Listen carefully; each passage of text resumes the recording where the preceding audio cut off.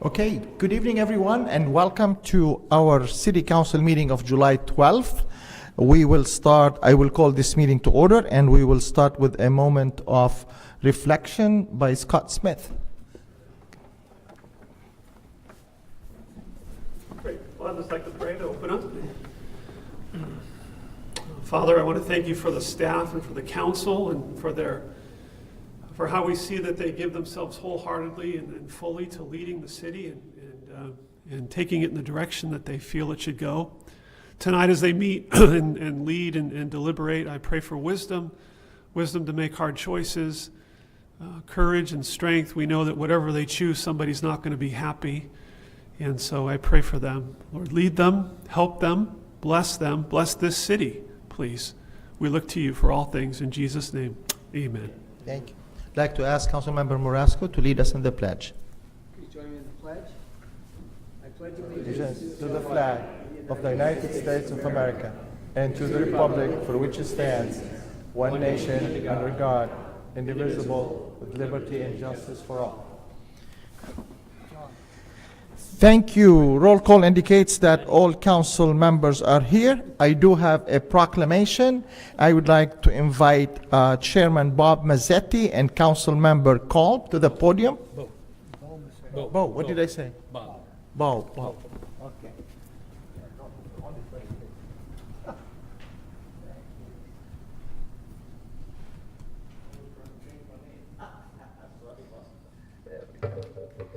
Okay, and the councilman, where's the councilman? Okay, all right. Well, Bo, thank you for being here. We appreciate the relationship we have with the tribes in and around Escondido. We're lucky to have not only one or two or three or four, we have 5 tribes around Escondido. And Escondido is very proud to have a great relationship with the tribes around Escondido. I mean, if we have worked together to solve a 40 years water dispute, and our fine city manager, he was a city attorney, he wanted to retire from the litigation after a great success and moved to the city manager's position. So that was our benefit as well. But well, thank you Rincon Band of Luiseño Indians. You have generously exceeded your required fair share and obligation for the city of Escondido to fully fund the road improvement on Bear Valley Parkway, and the Rincon Band wished to meet the community traffic priorities. Their fair share of that project was determined to be about $580,000. And we did have almost fully funding for that project that cost $9.7 million, but we had a shortfall of $800,000. Without hesitation, the Rincon Band donated another $220,000 for a total of $800,000. And that will allow the city to start the construction on this project pretty soon, we hope. This has a far-reaching impact, Bo, on the city of Escondido, because the Bear Valley Parkway from Valley Center all the way to the I-15 is mostly done except for that 1 mile at near the LR Green, which will be hopefully done as well with the Wilford project. But this 1 mile stretch is very critical to help tens of thousands of citizens to really mitigate that traffic impact. So your generosity is very much appreciated, and it is a partnership between the City of Escondido and Rincon Band that has made it possible for the East Valley Parkway Valley Center Road widening to begin construction this summer. So we're very proud of our partnership, Bo. We are very proud of your contribution. We thank you for your contribution. On behalf of the City Council, hereby extend this certificate of public recognition to the Rincon Tribal Council and extend our thanks and appreciation for your generosity. Thank you, Bo. Okay.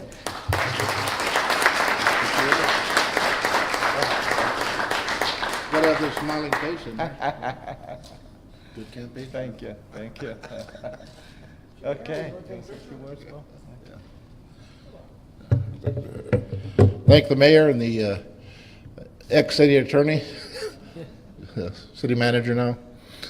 What's important about this for me personally is that our tribe sued the state of California, Rincon versus Schwarzenegger. The idea was you cannot take the tribe's impact monies and put them in the general fund, and they're lost. The intent all the way along with Indian gaming was for any impacts to be addressed by the tribes. Our lawsuit went all the way to Supreme Court. We won. The results are what we have here today. The money stays in the local area, benefits the local folks. I've been around about 70 years here. Our relationships have never been better as far as the tribes, the city.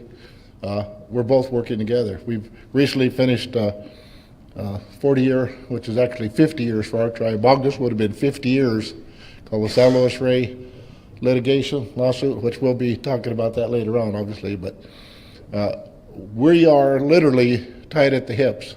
City of Escondido, Vista, and the 5 bands for eternity for water. So this is good. This is good too. Very good relationship. We use the roads like anybody else, our families, and we're glad to be able to be in a position to help out, return some of the benefits to the local folks. Thank you. No, thank you again. Thank you. Thank you.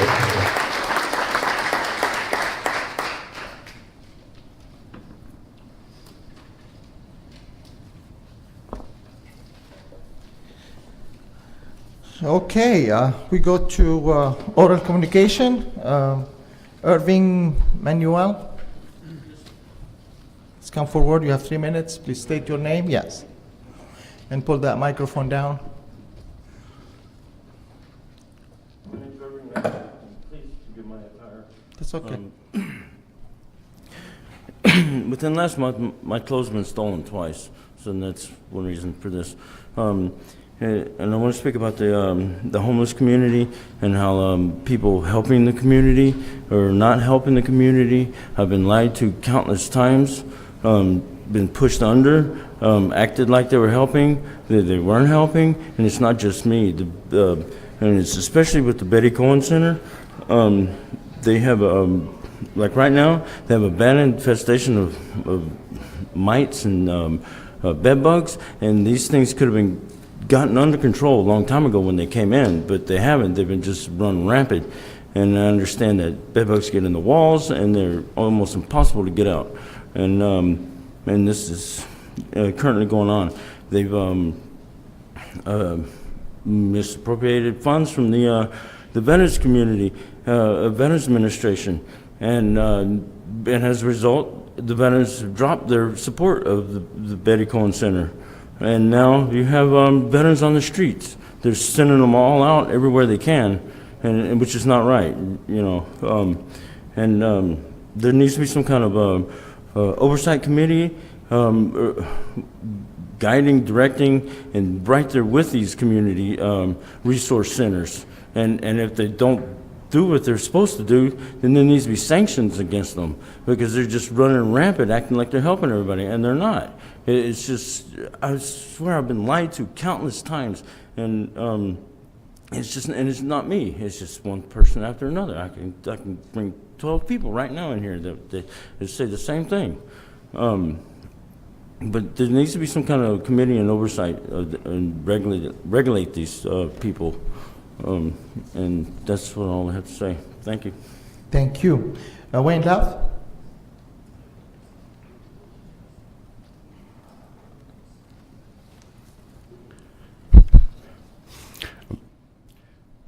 Was paperwork passed out to everybody? It's coming, okay. Mayor, city council members, it's good to see you again in person. Proposition K and the short form rent increase have been and is a one-sided agreement and slanted against mobile home park residents for the benefit of mobile home park owners.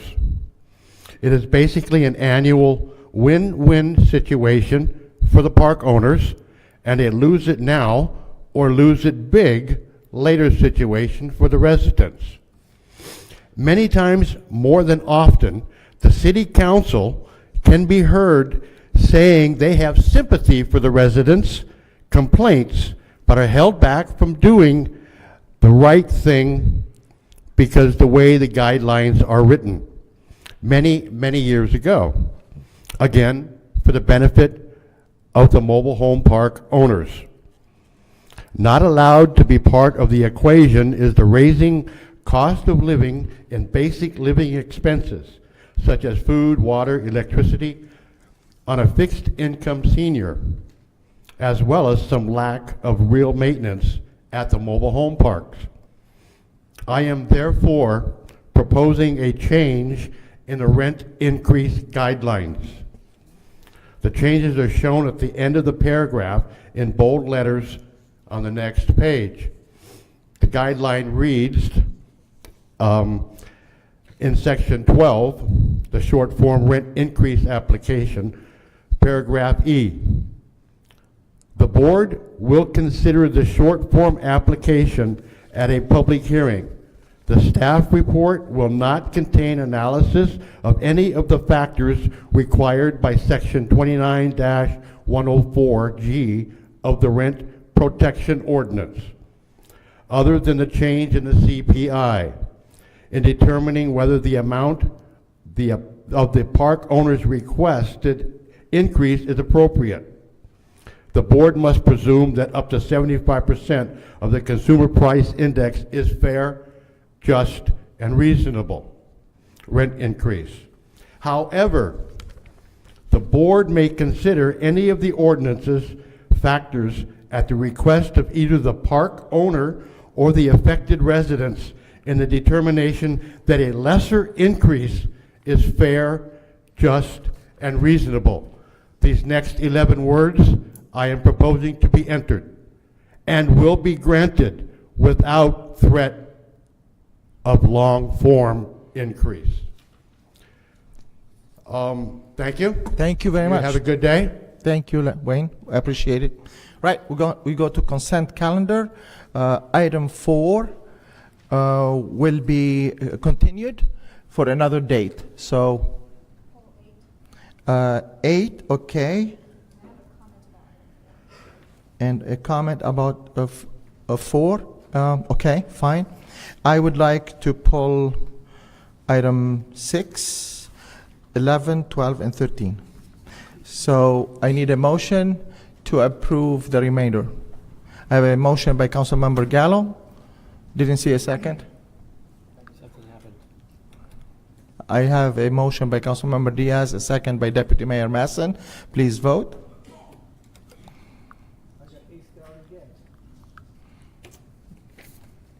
Mike.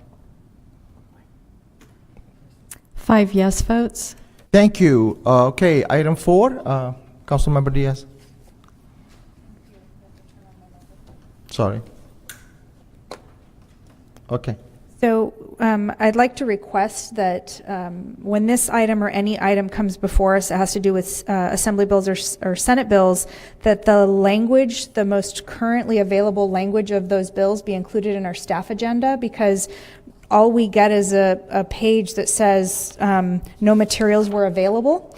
And I know I can go get it myself, but we should be equally informed and just stick it in here so we can read it. So whatever staff is proposing or other council members are proposing, we would all have the opportunity to actually read the text of the bill before making a determination. That's just a request. Okay. So we don't need to do anything about this item because it has been continued. Item 6, I just pulled this item to recognize our staff and what the council, the five of us, has done to improve the swimming pool at Grape Day Park, the gemstone swimming pool. We have invested almost $427,000. Of course, most of that is from the capital improvement and different creative financing, but this is really good. And I want to challenge the social media today.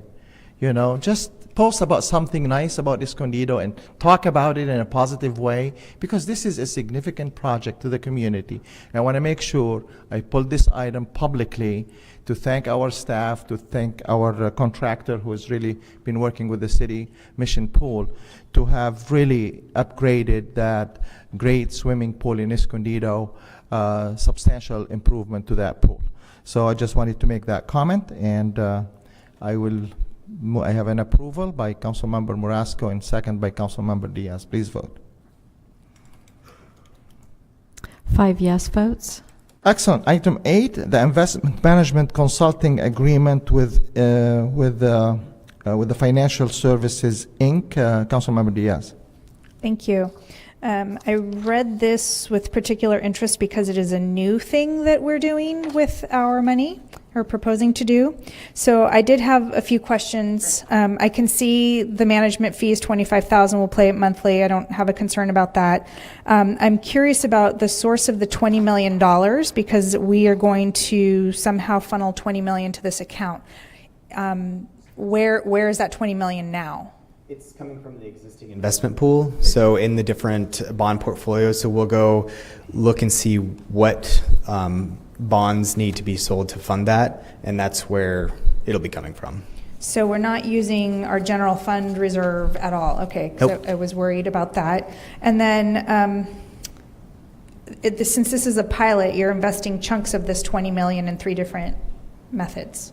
Well, there's going to be basically 2 buckets of money. There's going to be 1 bucket of money that we have, that we maintain at the city, and then just 1 bucket of money with the investment manager. So, and then we'll weigh the returns of how they do versus how we do. Then the idea is, after speaking to them, that they're going to perform, far better than we can, and then we evaluate that every month, and then in a year, we either do a formal request for proposal or go back to what we were doing before. So do they know how restricted Yes. this Oh, yes. money is? They can't just gamble it on the stock market?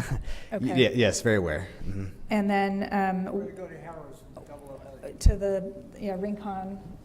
Yeah. No, and it says the annual proposed net rate of return based on current market conditions was greatest if we use this particular firm, but I never found where it said like what the estimated return is. I know they can't make a guarantee, but what are we expecting to get from this agreement? Sure. So do you want me to speak in terms of rate of return or like actual dollar amount to the city? What did you negotiate with them? Like, what did they say they could do 2.5% instead of 1.9 or? Well, there's 2 different ways of looking at the portfolio. So what we're looking at is, excluding the short-term portfolio, we're looking at more of the longer term. And so it just is different from the numbers you're used to seeing. So for example, you see typically the 1.2% that's in the city's portfolio, but if you exclude the short-term returns, it's actually around 1.52. So when we're looking at, okay, what can we increase this to, it was about 2%. So that's projected, of course, but the projection is that we'd be able to increase net of fees an additional $75,000 per year just on the $20 million. So. Okay, and then the last 2 questions. You've mentioned that we would do an RFP if we move forward. Correct. Because in the staff report it says the city treasurer spoke to 3 advisors, and that made me uncomfortable because talking to them is one thing, but putting out a request is a much more formal and fair process.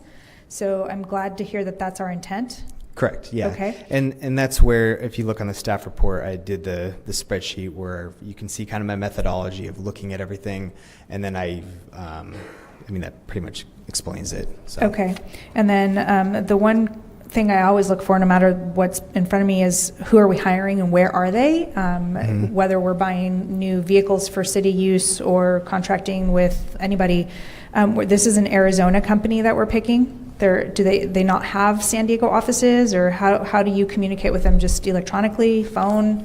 Email, phone, I mean, they're very responsive. Whenever I've called, I always get them on the phone right away. So, what were you looking for specifically? Well, my preference is that we keep money local as best we can. So that there are a lot of financial advising firms in San Diego County, at least.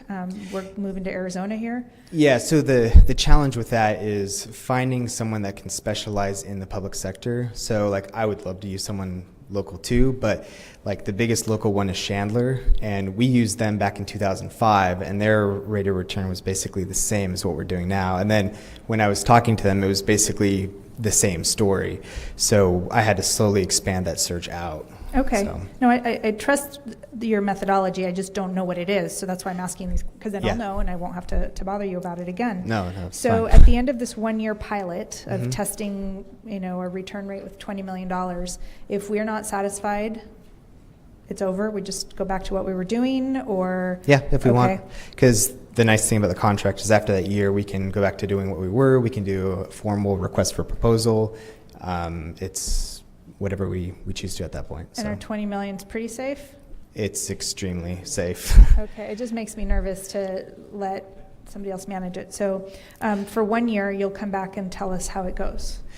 Precisely, and don't worry about the safety, because he's very well aware of the guidelines. And California guidelines, kind of like that chart I was showing you, it's extremely Okay. safe. If it disappears, you shouldn't come back either. I'm not too worried about Okay, that. So. all right, thank you very much. All right, thank you. Gallo? Wanted everyone to know that this is our new treasurer, Doug Schultz. Thank you, Ed. You forgot to introduce yourself, Oh, sorry. but that you're new at the job, Yeah. okay?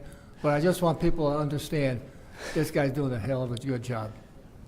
And Doug, Thank you. I just wanted also to pull this item out to recognize your creative ideas, and this is basically based on the discussion we had 3-4 months ago, where I would like to dial the risk a little bit higher and get more return on investment, but we are capped by the state. So the Correct. state does not allow us to gamble with taxpayers' money. But however, you have really put this into test, the pilot program, where you divided the 3 sub-portfolios, the city investment, and then Reserve A, which is really short-term liquidity, and then also Reserve B, which can stay a longer term with less liquidity. I did read the matrix. I think it's very wise.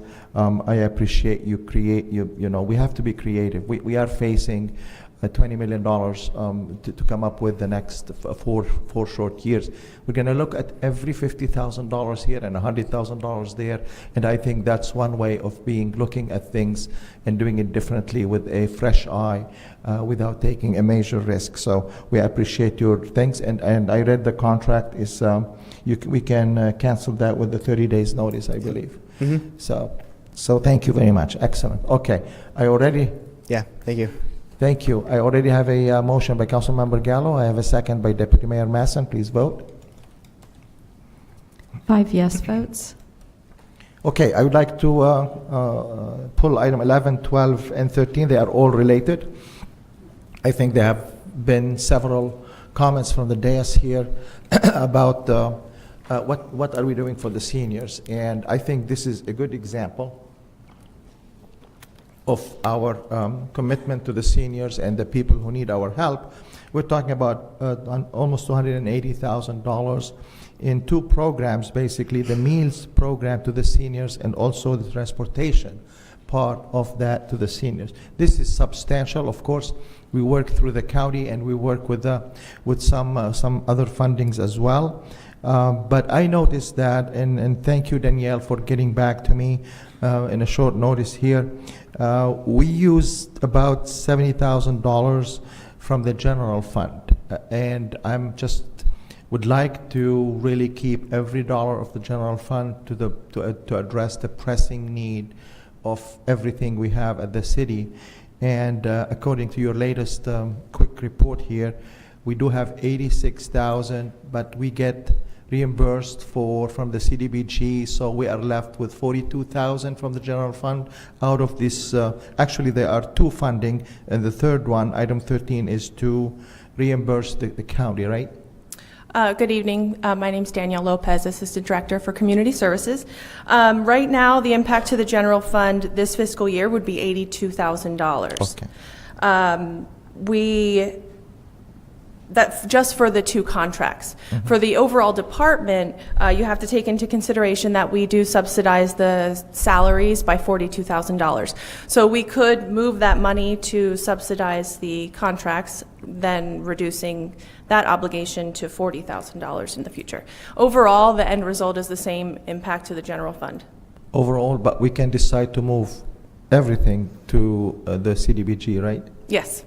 So I would like to ask my colleagues for help here, so we can relieve the general fund with not this year, but hopefully next year, to phase everything from the general fund and use the CDBG money. And I think that will be my recommendation. Have these ever been proposed under CDBG? We're using CDBG. Portion, yes. But right now, with these programs, we are costing the city $82,000 from the general fund, while these programs are fully eligible for the CDBG funding, right? They are. They are. So, you know, the general fund money is very precious, as you know, and we don't have to change anything today, but maybe give direction to staff to look into phasing out the general fund.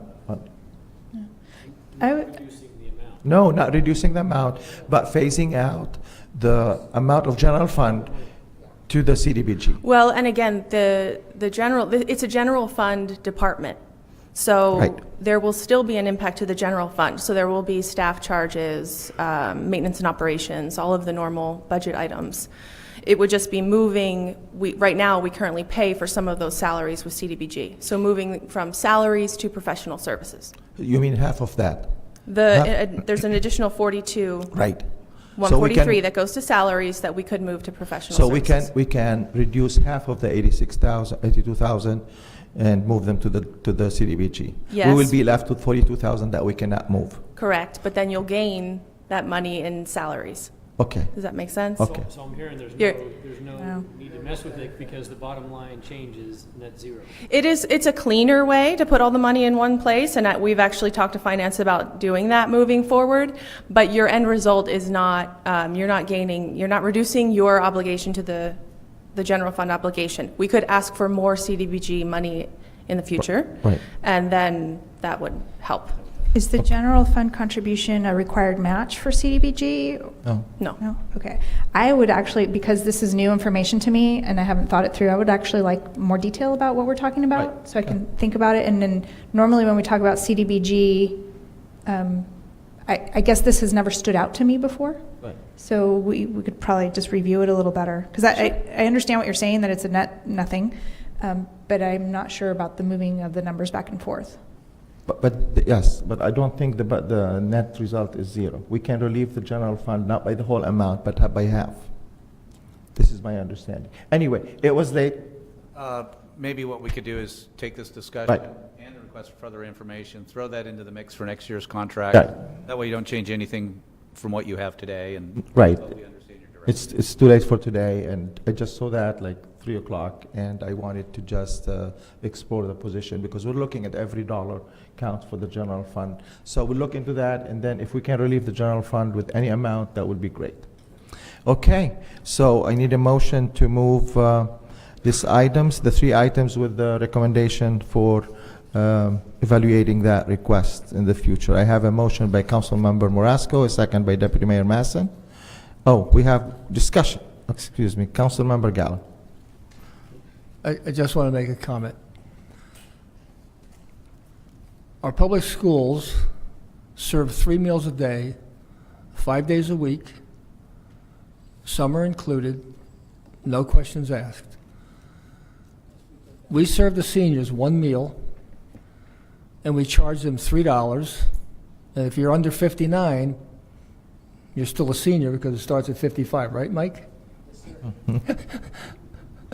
It's $5. And you have to show some ID to do that. I just have a problem when I look at these 2 deals, how we treat the senior citizens in our community. Okay. Good editorial. All right. I thought Okay. it wasn't required, they can give a donation, and they're not turned away if they don't contribute anything. That's my understanding. seems like a decent. Okay. Yes, Danielle, last word. If you are 60 and over, it's a $3 recommended donation. We don't turn anyone away. 59 and under, it's a $5 required payment. Okay. I will explain it. Thank you. Okay, please vote. 5 yes votes. Okay. Great. We move on to,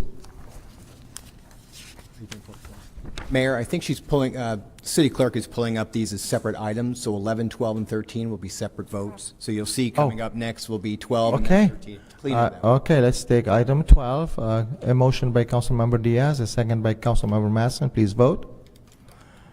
Okay. 5 yes votes. Thank you. Moving on to the last item, 13. I have a motion by Councilmember Morasco, second by Councilmember Diaz. Please vote. 5 yes votes. Great. Okay, we go to our public hearing. Item 14, short form rent increase application for Carefree Ranch. Staff report, please.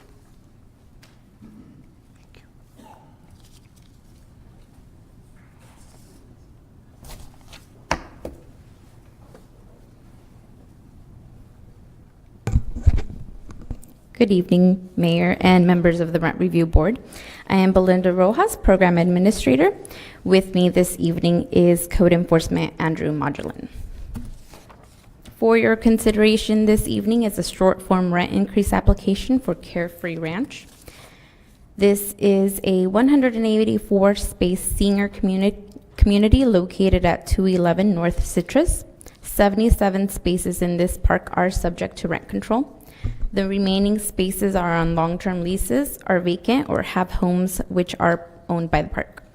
One resident signed in this evening to protest the short form application, and I have received no written notices or letters regarding this increase.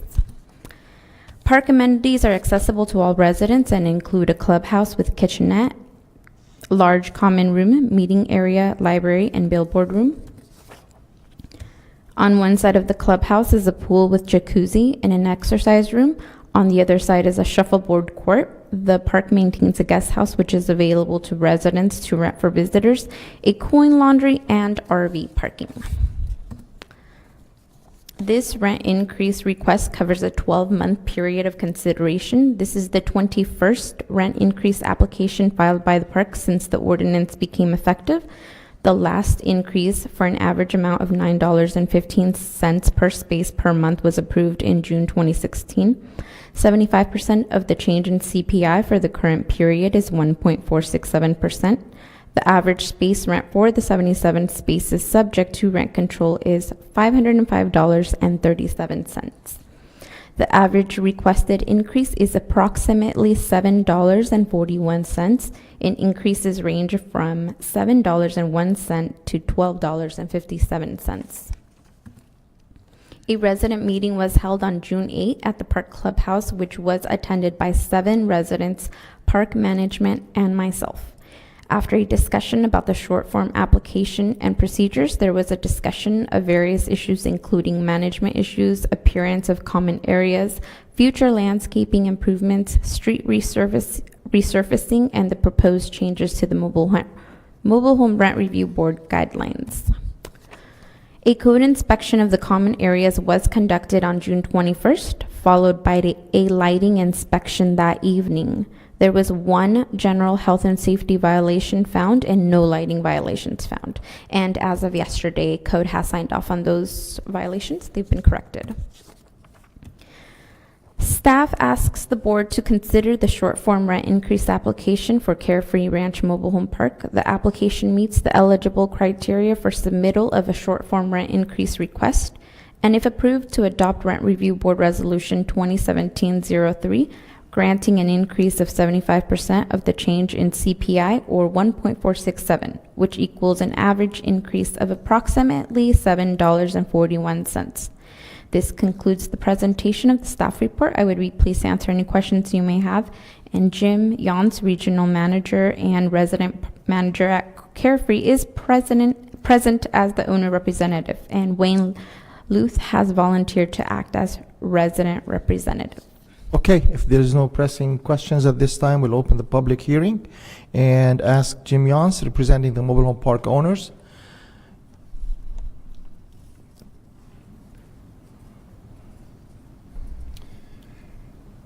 Mr. Mayor, council members, I am Jim Yance, and I'm the community manager and representative for Thompson Properties for Carefree Ranch Mobile Home Park. Thank you for once again hearing our application petition. I would like to note that our pool rails were tight. I was looking for that. I couldn't find it. Had they not been, I probably wouldn't have shown up. But we have taken care of the one violation that code enforcement found. Do you have any questions that I may be able to answer for you? A question to Mr. Yance, Councilmember Gallo. I'm glad you made that comment, because I have in my notes, no loose pool railing, no missing outlet covers, no burned out bulbs. Great inspection report. But I did notice a lot of construction work on the streets. What is that all about? We're undergoing utility conversion. There's a state bill a couple of years back where gas and electric services in mobile home parks is being turned over to the local utility companies. And Carefree Ranch is one of the first to undergo that.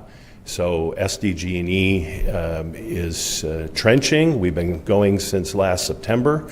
We are real grateful that they are just about done.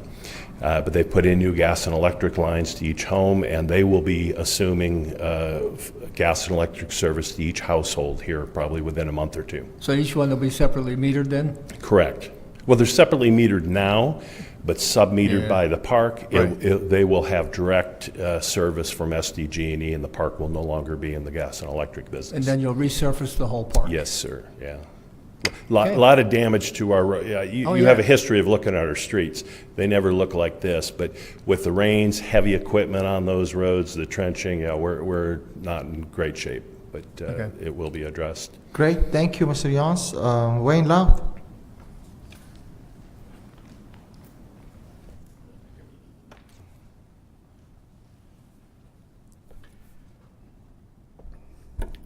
Mayor, again, and the City Council, it's a pleasure to be up here.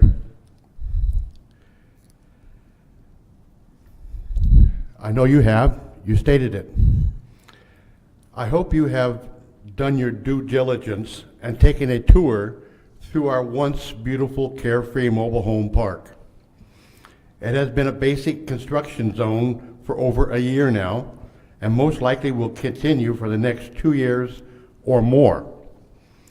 The construction is supposedly for an upgrade for easier billing for the gas and electric company, paid for by an outside entity. And it must be understood that it is at no expense to the park owners. So it can't be counted as a major improvement. But it is sort of an expense to the residents. The inconvenience, the noise, the dirt, and dust inside and out of the living residence area. Not to mention the overall look of our once beautiful Carefree Mobile Home Park. Now, I must say the workers for the construction company PAR are most courteous and friendly and helpful to the residents as we move around through our park, taking the various detours and pulling dirt throughout. I have heard of no complaints from the crews, with the crews working on the construction site. Proposition K, rent control, has been in effect for coming on 30 years next year. It was thought to be a way of controlling high and excessive rent increases for mobile home residents. But the rich mobile home park owners and their band of lawyers have always found a way to get around this to their advantage. Carefree Mobile Home Park has 184 spaces. 77 spaces now fall under rent control. 5 or 6 years ago, it was 120 spaces on rent control. That's a drop of 43 spaces. What happened? Proposition K. Rent decontrol is what happened. This is when a mobile home becomes vacant for whatever reason. In most cases, it's death, which the coach changes ownership. Rent can be applied to suit the owner with no control of the city. In some spaces, it's the same coach, same space, but the rent goes up $200 to $300. In other spaces, the old coach is removed and a new coach is put into its place. And of course, the space rent goes up substantially, usually well over $1,000 monthly, adding many thousands of dollars monthly of rent being paid to the park owner without your consent. No rent control. But I guess that is capitalism at its best and really cannot be begrudged. But that's no concern of yours. Fair, just, and reasonable are the 3 words that you must go by as stated in the guidelines. Where do you put those words when you think about it? Is it really fair that park owners simply apply for an application for a rent increase and is granted that increase without any major improvements and or lacking of maintenance? Keeping in mind, this is a senior park and most are on fixed income and get no increase in their income on a regular basis, and everything is on the rise around them. Is it just that the grass around the park, with the exception of the clubhouse area, is not green? The little house on the prairie, an amenity, false word, designed for the residents to have visitors and need an extended place to stay. That used to be free to the residents. Now it's $30 a night. And another amenity, our shuffleboard court, is not regularly maintained, and there is no control or respect on its use by non-residents, and is usually a mess when we have our regular weekly Thursday night shuffleboard. Speaking of shuffleboard, the hole in the roof, which wasn't really mentioned in the report here, on the shuffleboard court was brought to the attention 6 months ago to management, but it was not taken care of until the city inspector made it a factor in this rent increase request. Took him a week to do it.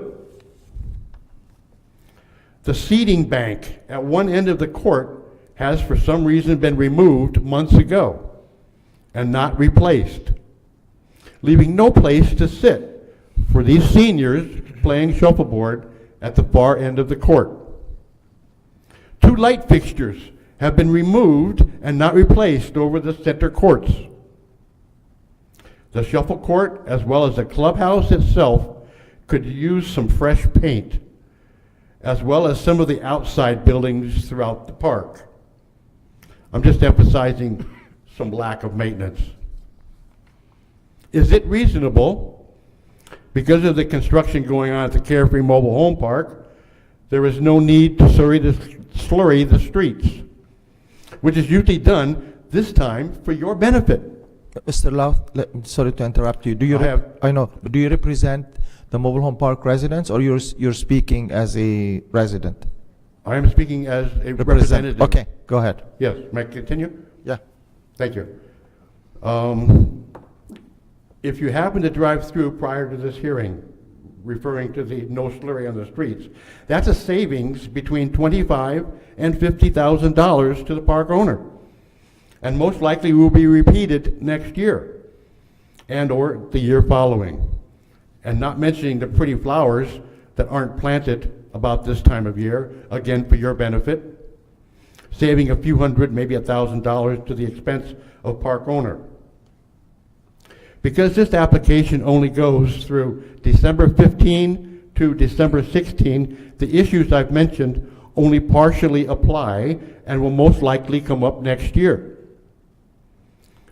because that is when the increase will fall into the full 2017. I am not here to ask you to deny this application for rent increase. Doing so would be to the detriment of those seniors in those 77 spaces and so-called rent control, bringing on the dreaded long form, and the rent would go up dramatically and may well go against the reasoning of the majority of the council. I'm just looking to see the usual 4-1. I am hoping next year the park owner will have a big heart and not apply for an increase next year, or at least a lesser one. I thank you. Thank you, Mr. Love. All right, I close the public hearing, bring it back to a council discussion and action. Council, your direction? You know, I do visit the park all the time, and it's a nice looking park, Wayne. Is it perfect? No. Can we make further improvement? Yes, but I think, you know, when we see improvements, I think this is very encouraging, and that's my thoughts. So, Councilmember Gallo. It doesn't make any kind of sense at all to do street improvements when you got construction going on. I don't know how much longer it's going to take, but it shouldn't be that much longer. And then all the streets will be repaired, and then everybody will be happy again. When I was there the other day, I was going to go into the clubhouse, but I couldn't park my car. There was no parking. The place was packed. There must have been a big card game going on or something, but I know it was 100 degrees outside, and probably if everybody's smart, they leave their home and go into the clubhouse for the free air conditioning. See, I mean, that's what I thought. And I thought, okay.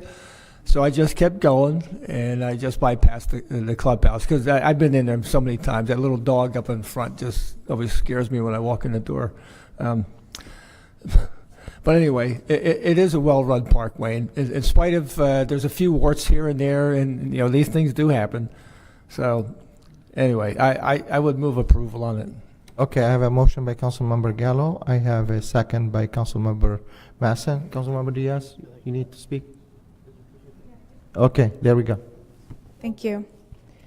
So I live near this park, so I feel like I drive by it several times a day. I shop for groceries in the stores right next to it. I keep an eye on it. I like the way that the park looks when I'm driving by it. Living in a place is often a different experience.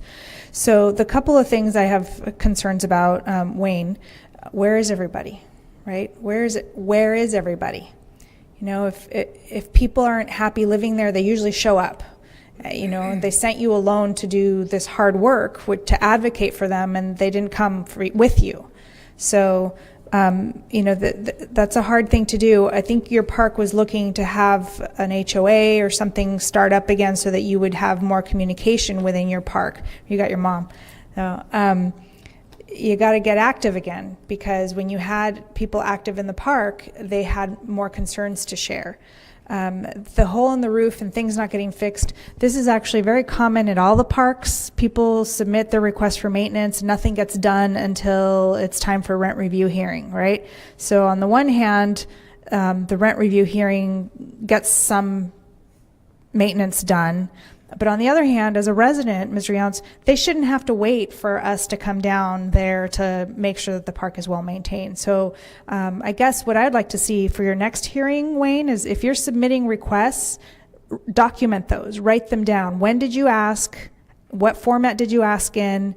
And then be prepared to record when it was completed. Because to me, part of the fair, just, and reasonable includes being fair to your residents all the time, not just before the rent hearing. So let's do a little bit better to record the timeliness of completion of those maintenance requests that are coming through. Now, I'm taking Mr. Louth's word that, it took 6 months to fix a hole in the roof. So, Mr. Younts, you write it down too, right? So you both write it down. And so, because what I hear is only what comes to this meeting. So if you're giving me conflicting information, I would say document it, write it down, and I'm happy to look at it, I guess, but otherwise it's just conjecture. The roadway construction, Mr. Yount says will be over soon. A year is a long time to live that way, but if it's truly going to be over soon, Mr. Louth seems to think it's got 2 more years to go. Okay, so hopefully it doesn't. But one thing I think you guys can work together on, Wayne came here maybe 2 months ago and had an issue with the fact that mobile home units are not allowed to have solar panels on them. There's just something prohibiting that. Okay, but can the park owner act as an advocate to change the state law that prohibits the solar panels, right? Can you work together on this to try and accomplish that? Because I see your park might be willing, residents of your park might be willing to write these letters, and the park representative with all the weight of the ownership of the park can advocate for something that is good for the residents too. That doesn't show up in anything I can pass judgment on, but I hear an opportunity for you to overlap and work together, and I'd like to encourage you to do that. Wouldn't hurt you to write one letter together to see if you can help the residents in a different way, because saving them on utilities would offset the increase in their rent, saving them money and making it possible for them to pay rent. So I'm going to support this rent increase because I didn't see, to have an inspection report this simple, this light, I think this is good. But moving forward, if you feel like there's areas of discrepancy, then you both need to document these things, because I just see that nodding heads. One of you says one thing, another one person says another thing, and I'm left to wonder. So I encourage you to find a way to work together on one thing, and that usually opens up a lot of doors. So thank you for both of you for putting in the time and coming today, and good job of staff I really enjoyed the new faces doing this work. So thank you. Councilmember Gallo. Wayne, didn't we discuss the solar panel thing a couple months ago? And I made contact with Assemblymember Waldron's office, and there's some hurdles to get this thing done. But it doesn't mean that it can't be done. How soon will it happen? Based on how Sacramento works, who knows? I want to thank both Wayne and Mr. Yance. It's a work in progress. I think having a good relationship. But please, when you come here, state the facts. Overstating something, it's really, because we go and visit the parks, and I think the pictures here as well. You spoke about Proposition K and rent decontrol. You blamed us, the Rent Review Board, for this. We didn't decide that. The people voted for Proposition K in Escondido, and that was part of it. So we cannot have any influence over a lot going out of rent control and to control that. It's not under Proposition K. So it's a Proposition K that was passed by the voter issue. It's not it's very unfortunate when the rent goes up by $1,000 or $500, because that goes to the market value, and we have no control over it. I just want to make sure you know that we cannot do anything in this area. But we appreciate it. Keep working. Keep reminding Mr. Yance about the issues, and we keep working on this. It's a work in progress, and I'm going to support the staff recommendation. I have already a motion by Councilmember Gallo, a second by Deputy Mayor Masson. Please vote. 5 yes votes. Okay, we move on to current business, consulting agreement for the metal pipe storm drain assessment. Do we have any staff report? Okay.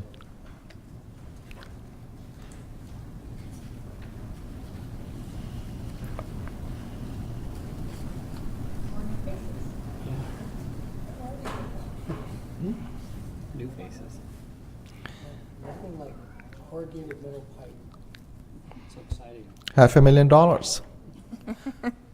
Jumping to the end. Yeah. Good. he spoil your surprise? No. Good evening, Mayor and council members. I'm Elizabeth Lopez. I work here in Engineering Services Department, and this is Mark Hill with Brown and Caldwell. We're here this evening to talk about our corrugated metal, or CMP, storm drain assessment project. And the request for this evening is to award a consulting agreement to Brown and Caldwell to help them get us started on this project so we can start assessing our CMPs promptly.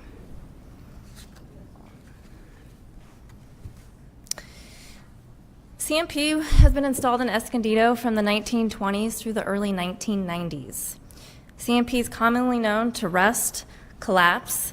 When the pipe collapses, it can cause major sinkholes, significant road failures. It can cause slope failures and damage to private property in addition to our own property and our own utilities in the streets. The anticipated lifespan from the manufacturer for CMP is 30 to 50 years. However, we typically commonly do not achieve that lifespan. Some of the factors that reduce that lifespan are corrosive soils and the pipe thickness. USGS has Escondido mapped as moderate to high corrosive soils, so that can contribute to a shorter lifespan on CMP pipes. Because of this, we no longer install CMP in our city.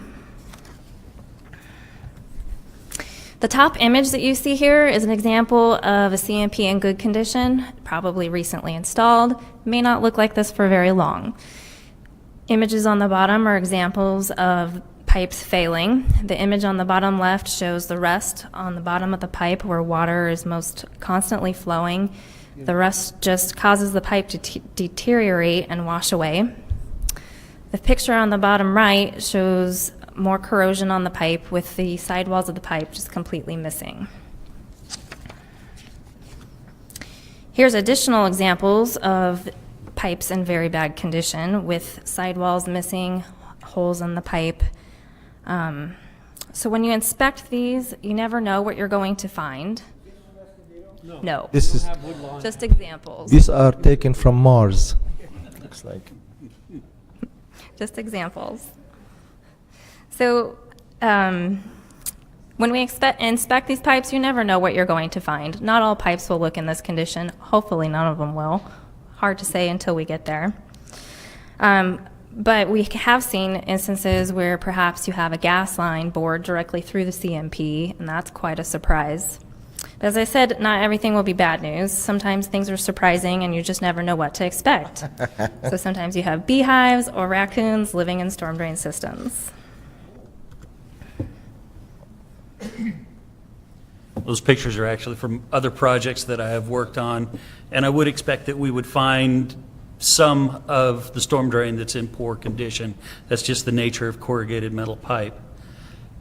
Hopefully we will not experience what City of San Diego did with the Fashion Valley collapse. I don't know if you recall this. It was several years ago. It was in the millions of dollars because they didn't catch it before it failed. And this was access to the mall. There was lawsuits, and it was difficult to repair. They had to wait for the river waters to go down, and it was over the holidays, and so the costs mounted significantly. This one was in the tens of millions of dollars to repair. Another one which we are very familiar with is the Pebbly Beach failure, also over Christmas. And this was a one-way road where residents that had their vehicles on the dead-end side of this were not able to get out, and those that had gone to work in the morning were not able to get home. Fortunately, we were able to work on it and repair it very quickly. It took out not only the street, but other utilities that were running through there, so the water services were lost. And so it was a significant disruption to the residents. Now, once a corrugated metal pipe has failed, you really only have one option, which is to dig it up and replace it. And that's the expensive option. If you can find it before it fails, but you realize that it is in a deteriorated condition, then we have other less expensive, less disruptive options. So this image is of a pneumatically applied mortar. It's like a gunite to rehabilitate a larger pipe. There's also cured in place pipe in which like a balloon is put into it and inflated that has resins in it, and it makes a new pipe inside of the existing pipe. So if we can inspect now, find these things that are in poor condition but have not failed, then we can prioritize and develop a plan to approach the costs involved to the greatest benefit for the city.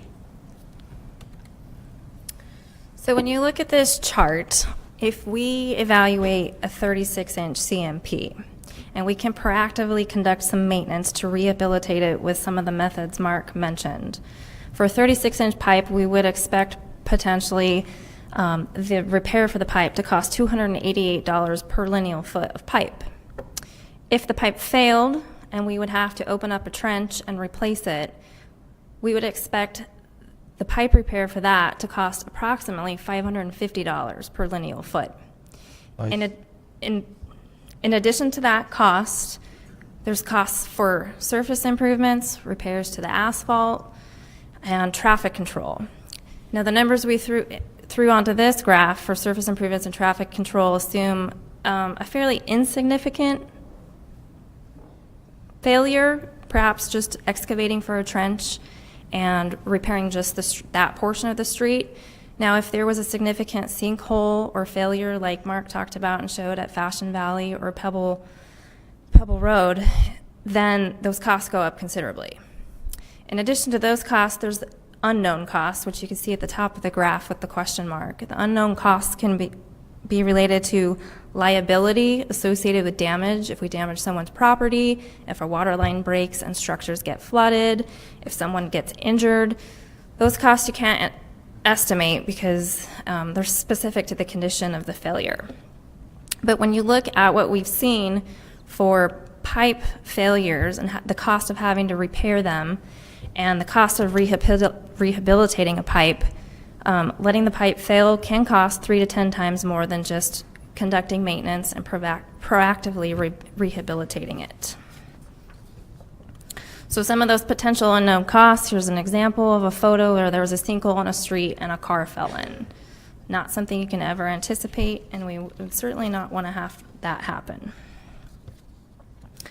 So why assess our CMPs now? Essentially, we want to reduce the risk and liability to the city, and we want to save money. Here's an example of a CMP failure in another local city in our region. There was a sinkhole in the road, the CMP failed, they had to dig it up, they replaced it with a concrete box, and all of the repairs cost approximately $1 million. Had they known the condition of the pipe and could have been proactive and rehabilitated it, we estimate that that cost would have been approximately $55,000.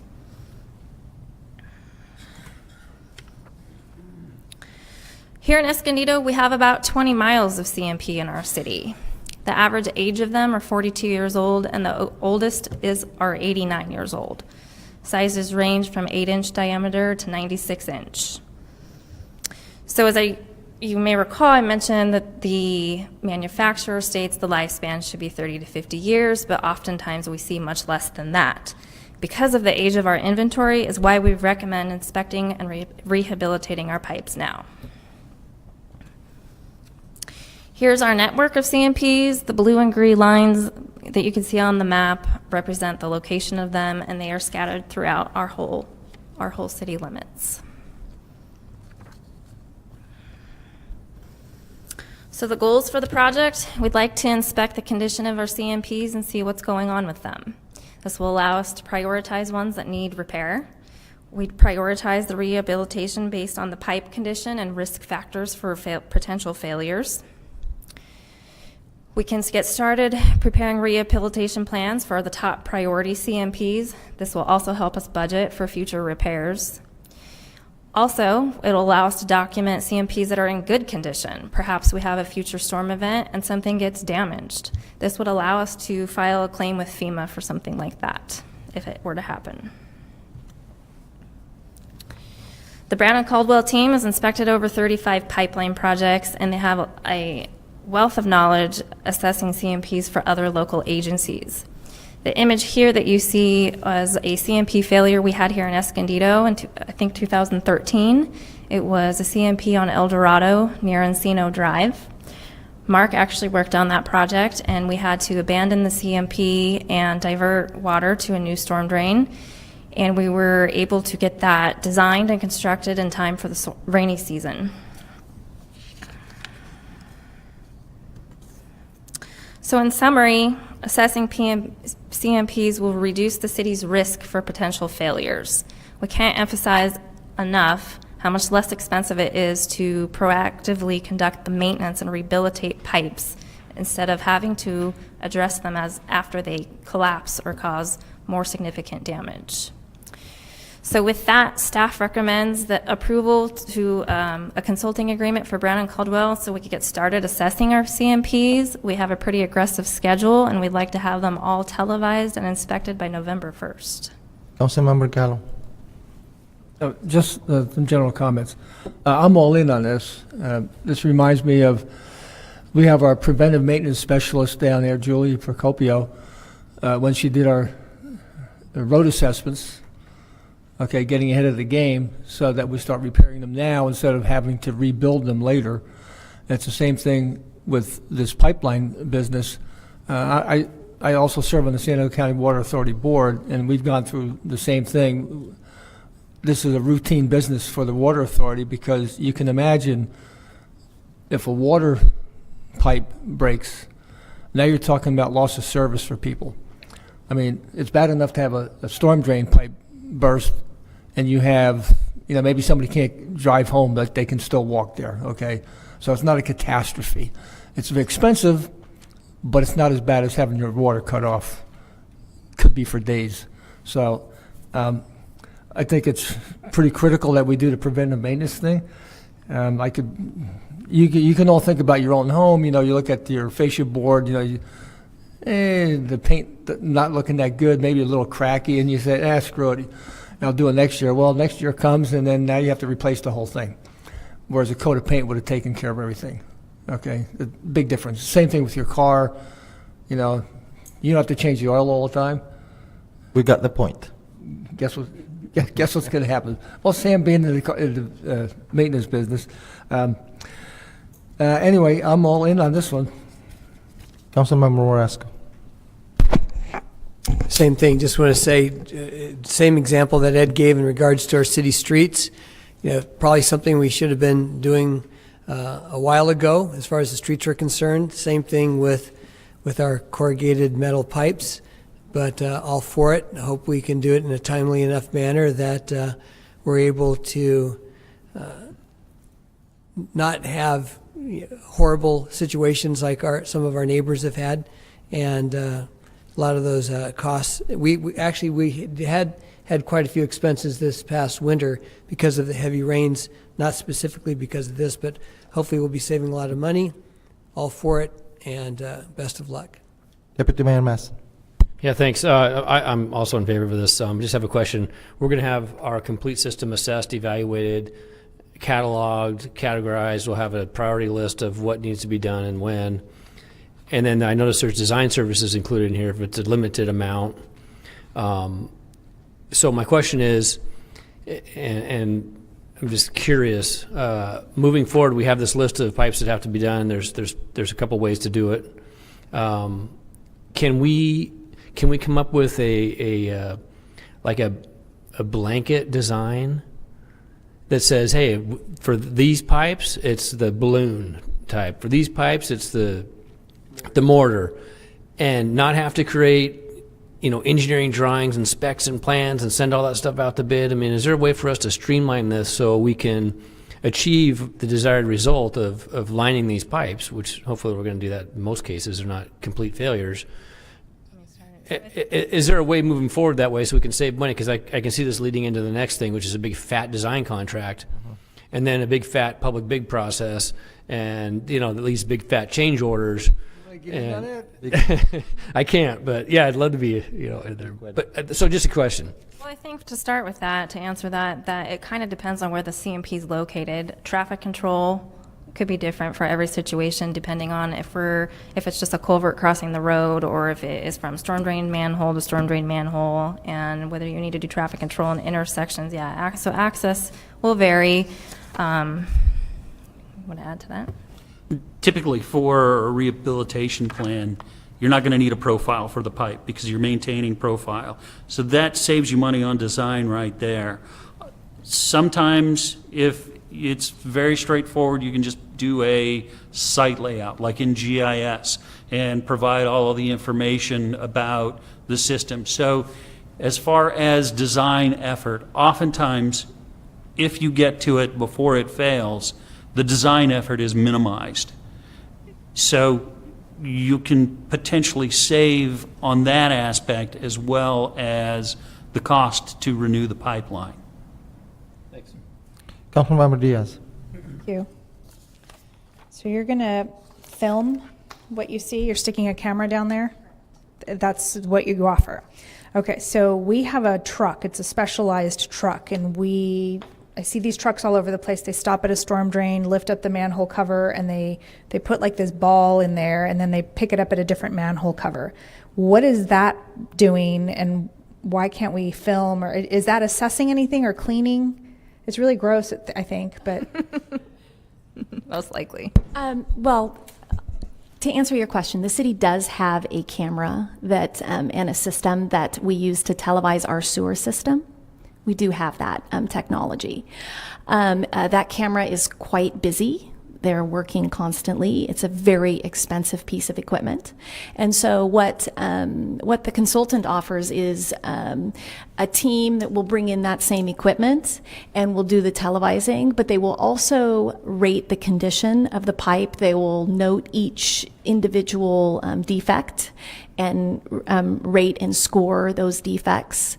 And so we expect this to be kind of a one-time thing where we can establish our priority list and move forward with that. So certainly we have used the sewer camera in the past in emergency situations, and they're always happy to help us, but that piece of equipment is extremely busy on our sewer system. So this is an opportunity to get this done very quickly. They're going to have 2 crews out there at the same time, just in all the storm drains and pulling together all the data for us. Okay, because I was thinking we could do this ourselves, but if we're busy, you're not borrowing our truck.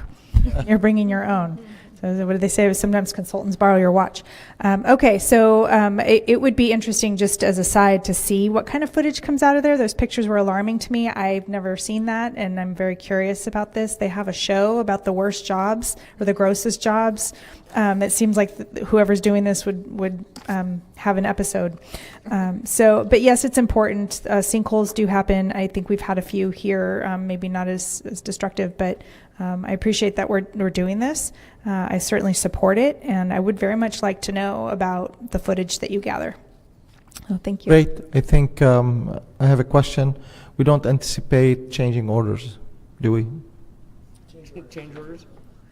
Our direction is to inspect all of the corrugated metal pipe, which, generally speaking, when we're out in the field, we will discover pipes that we didn't know were corrugated metal.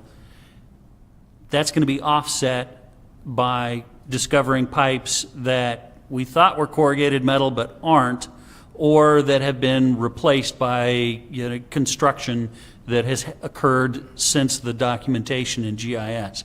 So typically, when I have performed similar work for other agencies, we come in under budget, even though we provide both a more comprehensive view of what the storm drain system looks like and what the actual field conditions are and what the condition is.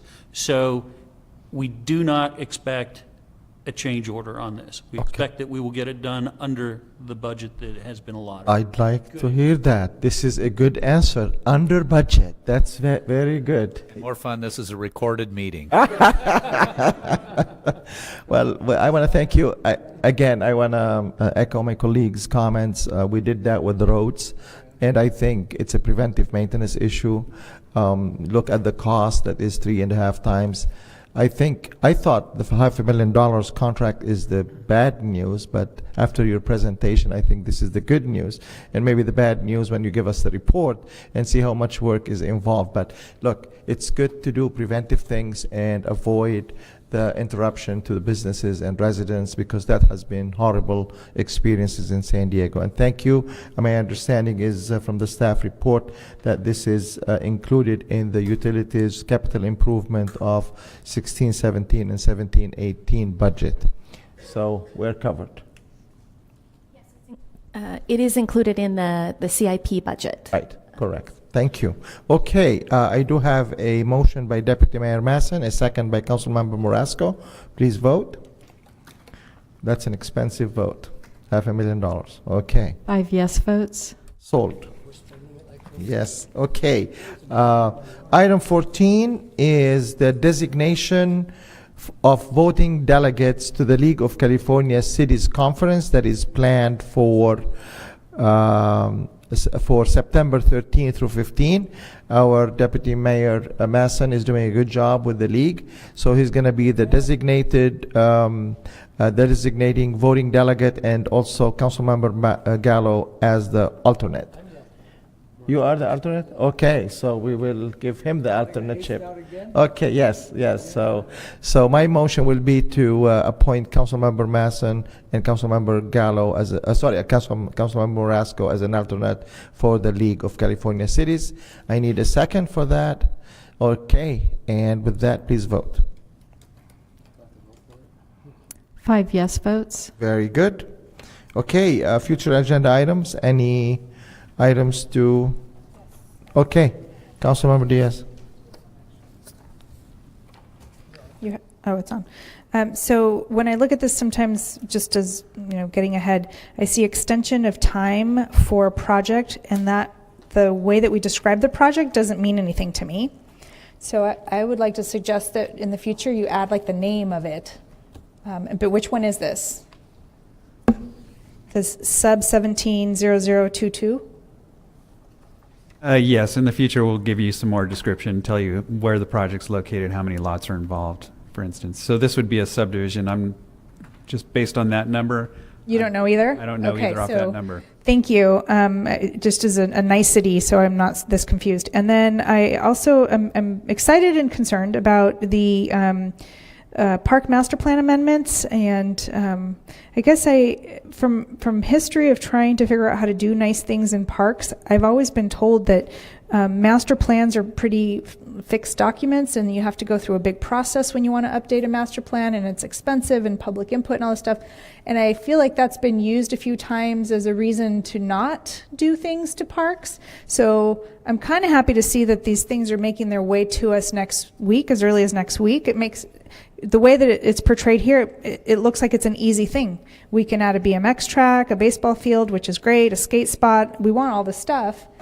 So what exactly are we doing next week? What we're going to be doing, and perhaps Mr. Petrick, but we're going to be asking you to initiate that effort. It won't actually be requesting that you take an action at that point, but essentially starting the process. Yes, Jay Petrick, Assistant City Manager. We have master plans for parks that have already been adopted. And a little bit of a correction, we're only coming to the council with 2 master plan amendments. We will be for Jesmond Dean Park and for Mountain View Park. And those 2 parks have master plans that were adopted back in the 1980s. They've been primarily developed per the master plan, so there's been no need to update them since they were originally adopted. These new facilities that we'll be talking about next week are not incorporated in the current master plan, so to add them would require an amendment. So that's what we'll be coming to you with. And it will just be to start the process. We haven't even received the actual plans yet. We can show you general locations where we're looking at locating those facilities, but we haven't received the actual detailed plans yet. And they'll go through the full environmental review process and require Community Services Commission, Planning Commission, and City Council approval. Okay, I was kind of hoping there was a faster way to do it. Thought, we'll just have it on the agenda next week, but okay, it's true then that we have to go the long way. All right, thank you very much. Thank you, Councilmember Masson. Yeah, just a quick follow-up question. The skate spot and Washington Park is not going to be coming before us to initiate, or? We don't need it, maybe? Well, We just get it done? for that particular park, there is no master plan. Sweet. So we can include that facility as just a separate item, and so we'll be having that go through a separate process. Councilmember Morasco.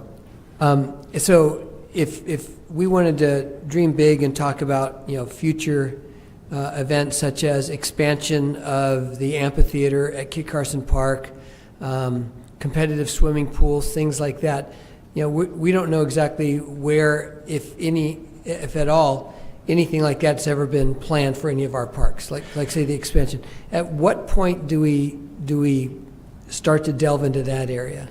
So 2 general plans ago, which I was involved in, one of the general plan implementation items was a whole master plan of public parks for the community, and that was done back in the very early 1990s. We have not updated that particular document since it was originally adopted. That would entail an effort basically of fully assessing all of our public parks, determining what sort of facilities we want in each one, where expansions might be appropriate, and that would involve a huge community outreach effort, which was involved in that particular process. What we've done is a more streamlined approach, and we'll be coming to the council later on with a fee adjustment for our park development fee. But what we've done is we've taken a look at our inventory of park assets, what sort of needs are there in the community, and where we can site these without having to buy more land, which is really the expensive component. And that would entail going through more parks and amending those master plans as we move forward. So we're taking it more of in a piecemeal approach for Jesmond Dean and Mountain View Park, because we actually have facilities proposed or contemplated for those particular parks. Just want to be careful because this is a future agenda items and we're getting into a discussion now. But we appreciate the input. Yes. I think it's good to know what's coming so we can be prepared. Yeah. All right. Thank you. That's it. We move on to our council member subcommittee report. Council member Gallo. As you know, I always like to recognize our students. Are you guys from Escondido High School? No. Orange Glen, finally. All right.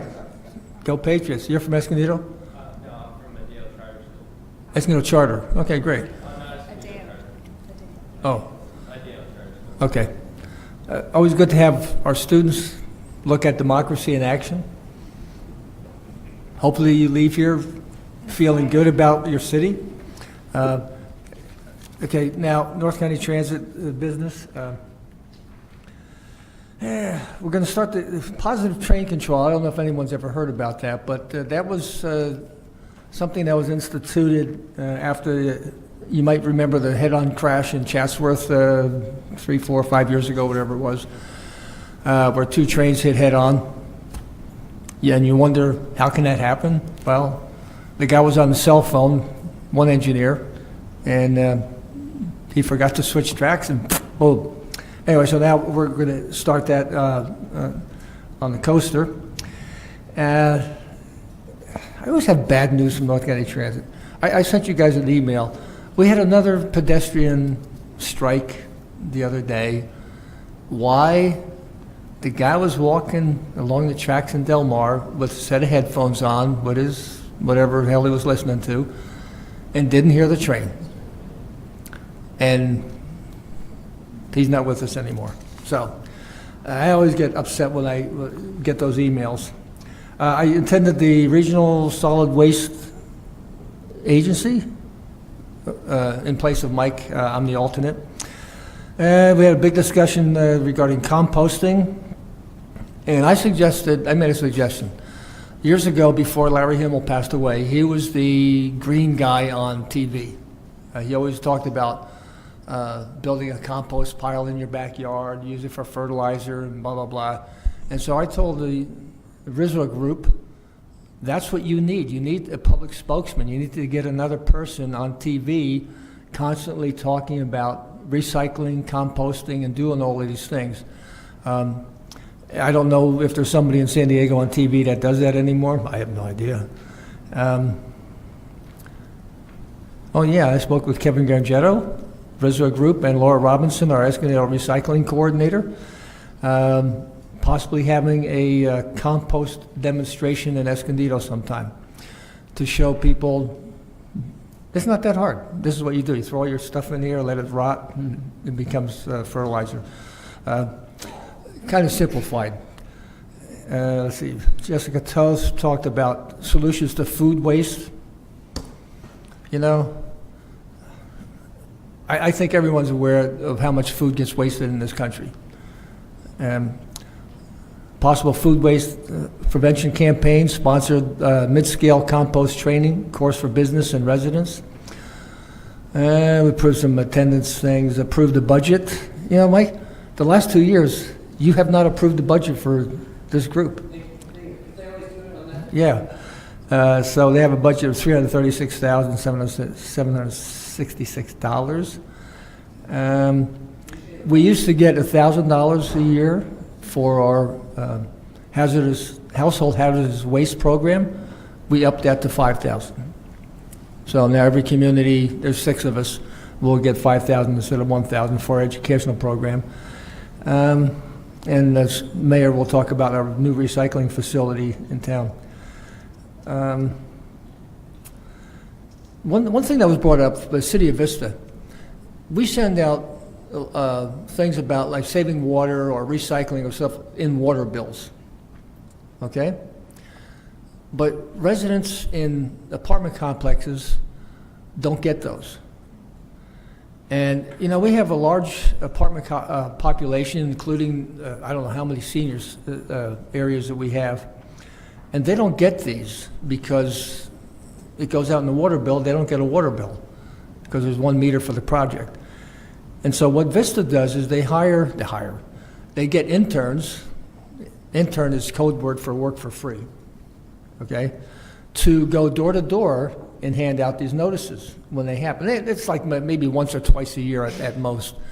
And I thought, that's a pretty good idea. That's something that we should look at to get the word out to everybody, because when we went through the drought, the big deal was save water, cut back this, cut back that. But yet only homeowners received the notice in the water bill. Tenants did not get that. So that's the large population that got left out. That one there. This one's okay. And Metropolitan Water District, we're still doing good with that. Great. Couple of things quickly. LAFCO, we are, Mr. Mike Ott is retiring at the end of August. And as chairman of LAFCO, I'm heading for ad hoc committee to find a replacement. I recommended Beckman and McKinney, and we ended up with our former city manager, Clay Phillips, doing the recruiting. I think we're lucky to have Clay because he understands the local government. He understands what we're looking for. We had over 20 applications because LAFCO business is so specialized, and we are going to interview the top 5 on July 27th and make a recommendation to the commissioners and have a replacement hopefully before Mike Ott leaves. Sandag 805 continues to be bad news. It's really concerning. We tried as Sandag to reach out to Assemblywoman Gonzalez Fletcher to have some substantial amendments. She wouldn't. She would just look at the cosmetics, and that's not good enough for us. It's moving through the Senate. Even local officials here like Atkins have some concerns, but she moved along.